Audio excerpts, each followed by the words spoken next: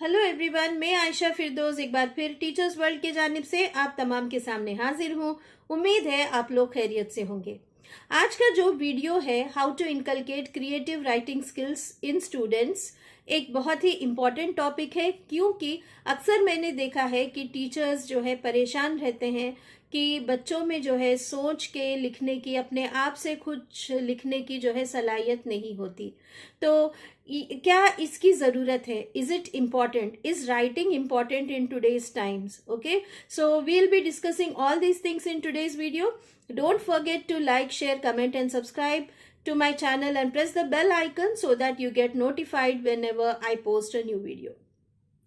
जब कभी भी हम जो है राइटिंग की बात करते हैं तो immediately we start thinking about copy writing. बच्चा बोर्ड पे से जो है आंसर्स क्लास वर्क में लिखता है या नहीं, या फिर जो है रेप्लिकेट करता है या नहीं, and we get we get stuck in that process, neglecting the fact that he is not able to produce a sentence on his own. Okay, and he's not using his cognitive abilities to actually sequence the information, relate it with something, associate with something and create something. So where are we? कहाँ पे है हमारा जो है teaching में gap, कहाँ से आ रहा है, इसको एनालाइज करना है. उससे भी पहले हम समझेंगे कि why is it important. Because as you know, कहीं ना कहीं राइटिंग स्किल्स जो है एक बंदे के जो है एक अपने क्वालिफिकेशंस को उसको प्रेजेंट करने का एक बहुत अच्छा तरीका है लेटर ऑन इन जॉब्स. ठीक है, कई सारे इंटरव्यूज में अक्सर जहन में ख्याल आता है कि ये सवाल जवाब से ज्यादा चलो हम कैंडिडेट को बोलते हैं कुछ अपने बारे में लिख के बताओ, या फिर कुछ जो है अपना एक्सपीरियंस शेयर करो, या फिर कुछ सबसे सिंपल तरीका सामने अगर हम जानना चाहते हैं कैंडिडेट को, हम बोलेंगे कि लेटर लिख के दिखाओ. ठीक है, और उसमें एक ढेर सारी बातें समझ में आ जाती हैं.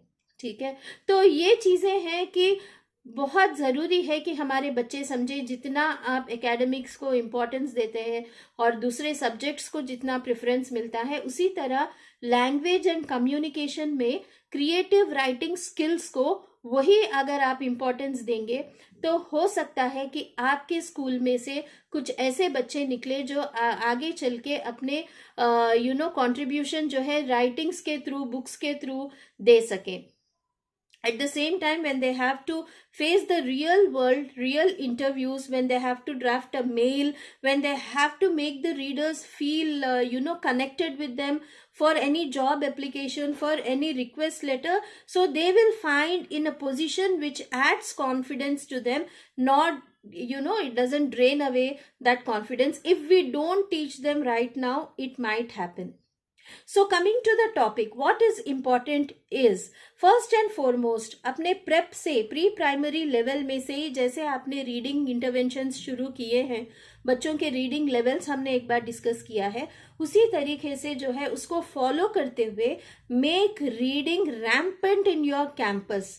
और बच्चों को ऐसा बोलना है कि आप घर जाकर भी कुछ ना कुछ पढ़ें. कहीं से भी आप रोड पर से जाते हो तो आप जो है होर्डिंग्स को देके कुछ पढ़े, कुछ जो भी लिखे हुए रहते हैं, जो भी सुपरमार्केट में कहीं भी any product of that, let them make it rampant. Okay, then as far as this I tell always, like listening and reading, ये जो है पैसिव स्किल्स है, रिसीविंग एंड पे है. ठीक है, स्पीकिंग एंड राइटिंग जो है प्रोडक्टिव स्किल्स है, जो है एक्सप्रेसिव है. ठीक है, प्रोडक्टिव है, एक्टिव स्किल्स है. तो if you want to enhance the active skills, then you have to give an environment with these passive skills on a receiving mode. You create an environment where there is lots of listening, lots of reading, and then you can encourage them to write similar samples, creating similar samples. Okay, that is one important thing. And you should make them realize about the different types of writing. Okay, उसको आप genre बोलो या फिर कोई category, अलग अलग discourses बोलो, तो बच्चों को पता होने चाहिए कि कभी कुछ स्टोरी होता है, या it could be only a personality sketch, character sketch, it can be a biography, it can be something, a simple narrative, physical description, personality description, all such things, okay, but over a period. अभी आप prep से आते ही बच्चों को ये नहीं सिखा सकते, आप बच्चों को 2 लाइन लिखना सिखाइए initially, 2 lines, okay. How will you do that? सबसे सिंपल तरीका ये 2 लाइन्स सिखाने का कि आप एक पेपर को लेके उसको 4 बॉक्सेस में डिवाइड करिए, बीच में टॉपिक का नाम रखिए, ठीक है, एंड देन कुछ भी हो सकता है, my mother, my school, simple topic. बच्चों को बोलना है कि एक सेंटेंस लिखो, एक सेंटेंस लिखो।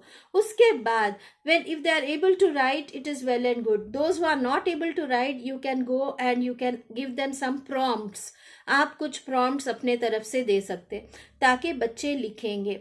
When you are satisfied that they have written this much, tell them to think further and add on a sentence to that. फिर एक sentence को add करो, ठीक है। You can show them some image or ask them whether you like or dislike, okay, and tell them to add on. This is what is like, you know, adding on details is one very important aspect for language expression. एक होता है correct बात करना या correct बोल सकना या correct लिख सकना, दूसरा होता है उसको इजाफा करना, उसको जो है हम और एनहांस करना। वो कैसे होगा? सोचने से होगा, और इससे रिलेटेड मैं क्या बोल सकती हूँ और इससे रिलेटेड मैं क्या लिख सकती हूँ। तो इस तरीके से आप बच्चों को एंकरेज करोगे। लोअर क्लासेस में आप जितना कलरफुल स्टोरीज रखेंगे वो बहुत अच्छा रहेगा। सिमिलरली स्टोरी पढ़ने के बाद आप बच्चों को ये बोल सकते कि let them map the story, let them map the story. छोटे बच्चों को भी आप ये बोल सकते ये स्टोरी के मेन कैरेक्टर्स क्या हैं आप उतारो, ओके, जैसे भी वो कार्टून तरीके में उतारो, उसके बारे में एक लाइन लिखो, ठीक है।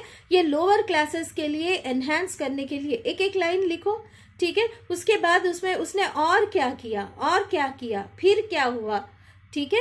ये सारी चीजें आप उनको बोल सकते हैं कि उतार के बताओ। बहुत से बच्चे जो है एक्टिवली ड्रॉ करने में अपने बहुत ज्यादा इंटरेस्टेड रहते हैं and they express it, story boarding.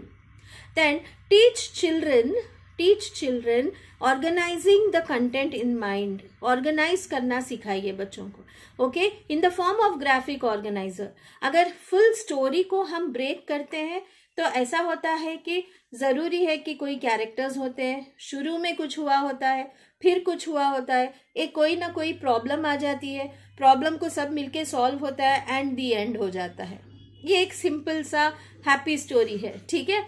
Just kidding. So it's a graphic organizer. Put it in that way. Similarly, a narrative has something. Imagine and put it on paper. Okay. So all these things we need to keep in mind. The next thing is about the vocabulary. When you are insisting on creative writing, give them the targeted vocabulary of that particular type of writing. Okay. So if it is a story and what is the context, based on the context, you give them that vocabulary. Similarly, if it is a narrative, if it is a character sketch, if it is a description, if it is a report writing, accordingly give them targeted vocabulary. कुछ time तक आप लोग provide करिए, okay. तो ये situation में आप ये वर्ड्स यूज कर सकते हो, ये लैंग्वेज एनहांसर्स यूज कर सकते हो, कुछ एडवर्ब्स यूज कर सकते हो इस किस्म के, ठीक है। और you know adverbs of time you can use on some adjectives for the description to add weight, okay. So these are the things you can use. ये आप बच्चों को अपने क्रिएटिव राइटिंग स्किल्स समझाते हुए आप बच्चों को बोलेंगे कि इस तरीके से आप ये चीजों को यूज कर सकते। And you always insist them that it should have a proper beginning and it should have something in the main course and then a proper ending, just as a sandwich or a burger model. You explain it in that way. So when you start with writing beta, you have to introduce well, okay, then you have to build up in such a way that everything is clear and then you have to give a conclusion. Initially इतना करेंगे बच्चे, ठीक है, eventually आप उन लोगों को और इतना सिखा सकते। So as language teachers I will be definitely posting different videos on different discourses from now on, okay. तो ये राइटिंग का जो प्लेलिस्ट होगा उसमें सारे डिस्कोर्सेस को मैं अटैच करूंगी. For now you take it as a suggestion और you get started with this. Like let them build a couple of sentences, go with that quadrant, okay, 4 डब्बों वाली activity. You get started with that and try to establish a library in your school campus wherein reading becomes rampant. And then provide them with targeted vocabulary, and then let them also. One more important thing which I missed out is students should identify the tone of the passage. Okay आपने देखा होगा कि अगर आपके पास Grammarly है तो आपने देखा होगा नीचे एक स्माइली भी आती है. At the end of your check there is a smiley. The smiley indicates that how is your expression of writing. Are you feeling happy, or you requesting, or is it very rude. Okay, so everything. So there is a tone to your expression. तो आपको बच्चों को ये बताना है कि आपकी लिखावट में ये टोन जाहिर होती है. और बहुत कुछ इस तरीके के इंटरेस्टिंग बातों के साथ मैं हाजिर होंगी नेक्स्ट सेगमेंट में राइटिंग स्किल्स के ऊपर. तो gate started with these things, set up your libraries and include some activities, make the story expressions very colorful, and let them do little bit of story mapping, graphic organizing, and then add language enhancers or targeted vocabulary, and at the end also a proper check of the proper punctuation marks, grammar, spacing, ये सारे चीजों का. ठीक है. Initially get started with a couple of sentences for the lower classes. Jazakallahu khair. Thanks for listening with patience and happy learning.